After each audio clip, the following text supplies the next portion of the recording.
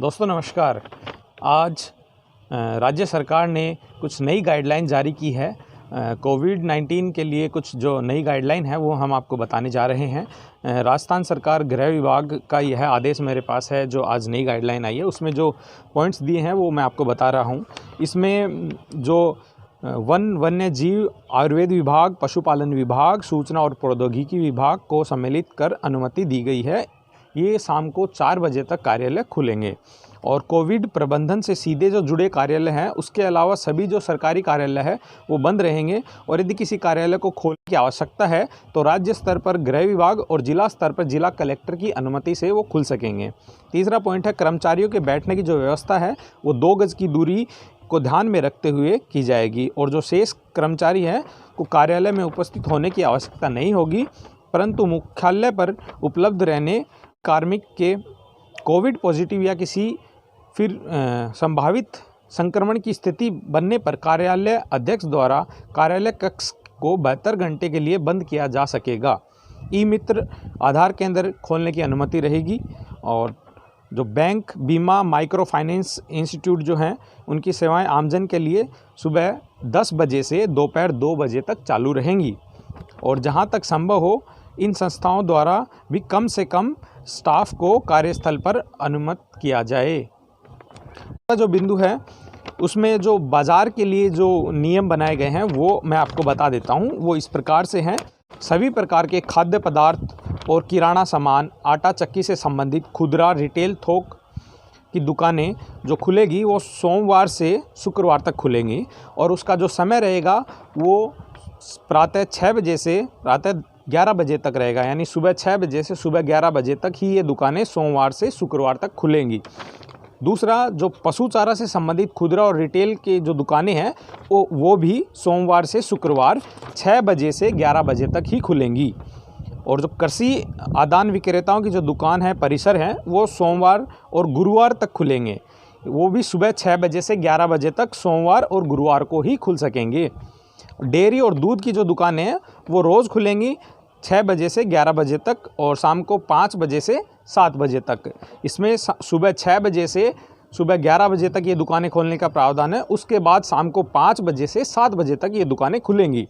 और जो मंडियाँ, फल और सब्जी, फूल मालाओं की जो दुकानें हैं वो भी रोज़ खुलेंगी सुबह 6 बजे से 11 बजे तक। इसका समय भी सुबह 6 बजे से 11 बजे तक कर दिया गया है। और सब्जियाँ, फल के ठेले जो हैं, साइकिल या rickshaw, auto rickshaw, mobile van द्वारा जो बेचा जाता है उसका जो समय है वो सुबह 6 बजे से 11 बजे तक कर दिया गया है। फूल मालाएं, सब्जियों के ठेले जो हैं उन सब को छोड़ करके जो ऊपर सभी जो दुकानें हैं, जो चाहे वो कृषि से संबंधित हो, पशु के जो चारा, खुदरा रिटेल जो दुकानें हैं वो हो या किराना की दुकानें हो, वो सब शनिवार से रविवार तक पूर्ण रूप से बंद रहेंगी। शनिवार से रविवार तक वो पूरी बंद रहेंगी, नहीं खुलेंगी। फिर अगले सोमवार से ही वो दुकानें खुल पाएंगी।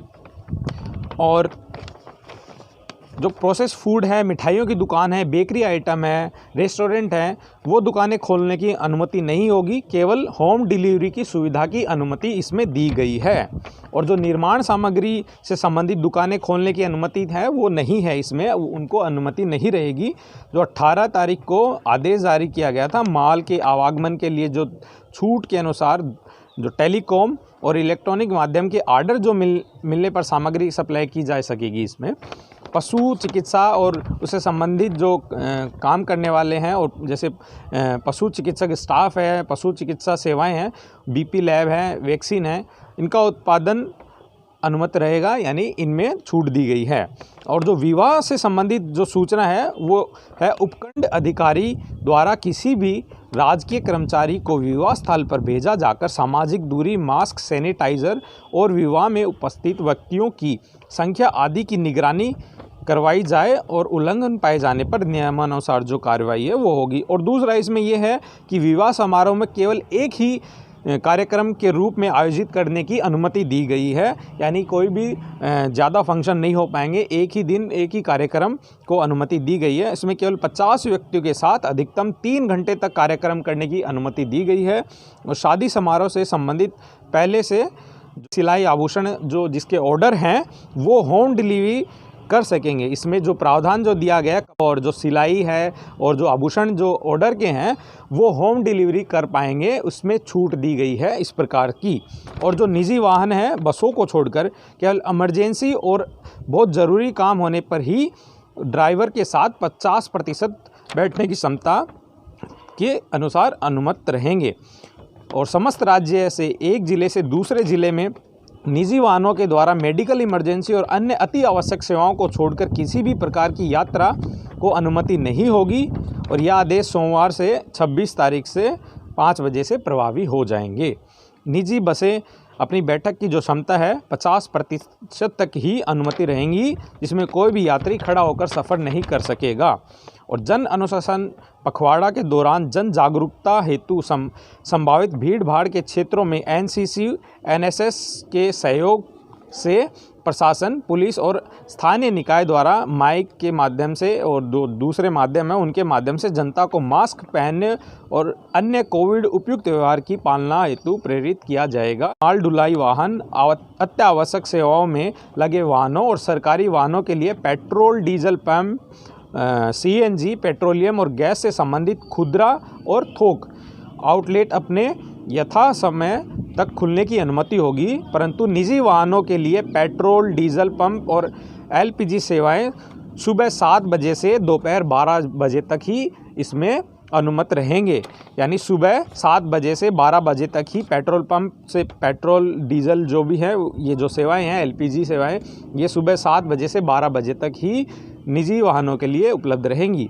और शुक्रवार शाम 6 बजे से सोमवार 5 बजे तक पूर्ण रूप से वीकेंड कर्फ्यू रहेगा, जिसमें अनुमत गतिविधियां जैसे आवश्यक सेवाएं हैं, अस्पताल आने जाने, बैंकिंग सेवाएं, टीकाकरण, औद्योगिक गतिविधियां, निर्माण संबंधित गतिविधियां, airport, railway station, bus station से आने जाने वाले के अलावा अन्य आवागमन बंद रहेगा। और अत्यावश्यक कार्य से ही घरों से बाहर निकलने और वीकेंड कर्फ्यू का पालन करने का इसमें सख्त ऑर्डर दिया गया है।